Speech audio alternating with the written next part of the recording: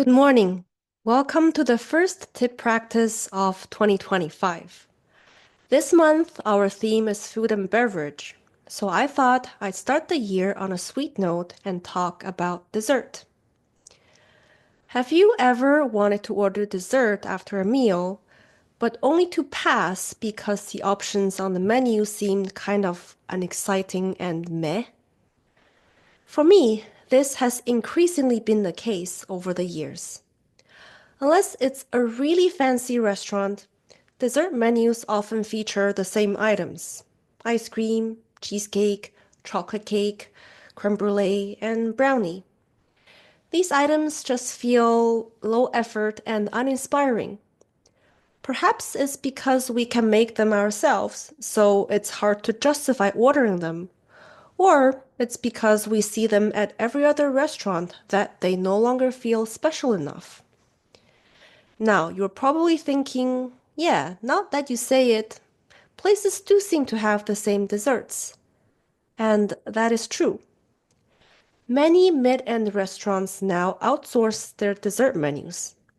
Instead of making pastries in-house, they buy pre-made desserts, often from the same suppliers, and simply plate them before serving.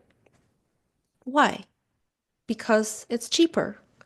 From ingredients to labor to space, making desserts in-house can be very costly. For ingredients, it makes great financial sense to use one thing in different items on the menu. For example, a chicken can be used in many parts of the menu. The legs can be a part of an entree, the bones can be made into soups or stock, and the breast can go on a salad. But for desserts, you have to buy ingredients just for desserts, such as vanilla and chocolate. And these special ingredients often come from only a handful of places, so their prices can fluctuate wildly. For labor, you'll need a dedicated chef or even an entire team to make impressionable desserts. Baking requires a different skill set.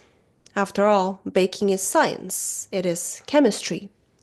And that's why there are many culinary programs dedicated just to baking and pastry.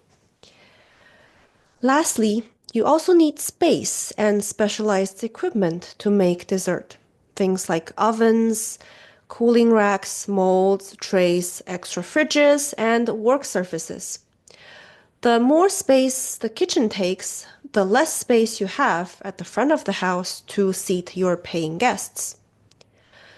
The restaurant business is already cutthroat with razor-thin margins. Many restaurants are now having to cut their dessert department in order to stay afloat. But maybe the restaurant perspective is only one side of the story. I mentioned that restaurant desserts no longer feel special, and perhaps some of you echo the same sentiment. From the customer's perspective, our expectations for desserts may have changed as well. We live in a time when information and tools are easily accessible. We are exposed to the most decadent and extravagant creations on cooking shows that we want that wow factor when we order desserts ourselves.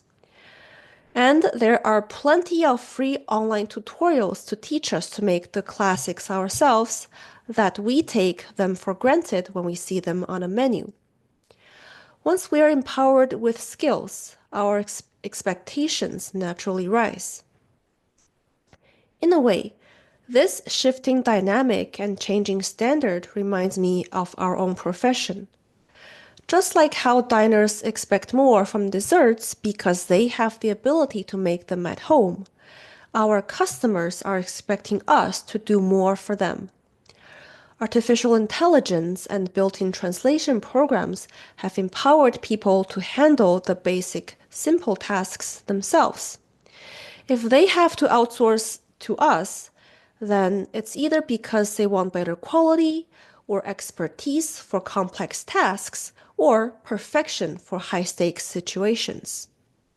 So, Just like how restaurants are stepping up to impress their diners, we, interpreters, also have to keep raising our game to meet rising demands.